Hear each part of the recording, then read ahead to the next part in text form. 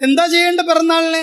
ബ്രാഹ്മ മുഹൂർത്തത്തിൽ ആ കുട്ടിയെ ഉണർത്തുക, എന്നിട്ട് കുളിപ്പിക്കുക, എന്നിട്ട് മുത്തശ്ശി കയ്യും പിടിച്ച് അല്ലെങ്കിൽ അമ്മയും അച്ഛനും കയ്യും പിടിച്ച് ക്ഷേത്രത്തിൽ പോവുക.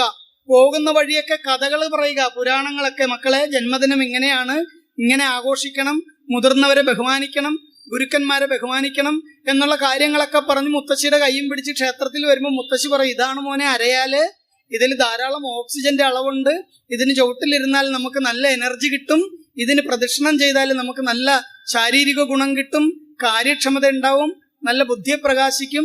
ഇത് ക്ഷേത്രമാണ്. ക്ഷേത്രം എന്ന് പറഞ്ഞാൽ ക്ഷയത്തിൽ നിന്ന് ത്രാണനം ചെയ്യുന്ന അവസ്ഥയാണ്.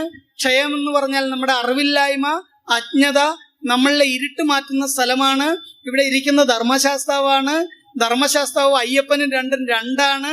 ഇങ്ങനെയുള്ള കഥകൾ പറഞ്ഞ് ആ കുട്ടിയെ ക്ഷേത്രത്തിൽ കൊണ്ടുവന്ന് തൊഴിയിച്ച് തീർത്ഥവും ചന്ദനവും ഒക്കെ വാങ്ങി തൊടിയിച്ച് ആ കുട്ടിയുടെ പേരിൽ ജന്മനക്ഷത്രമാണ് പുഷ്പാഞ്ജലിയൊക്കെ നടത്തി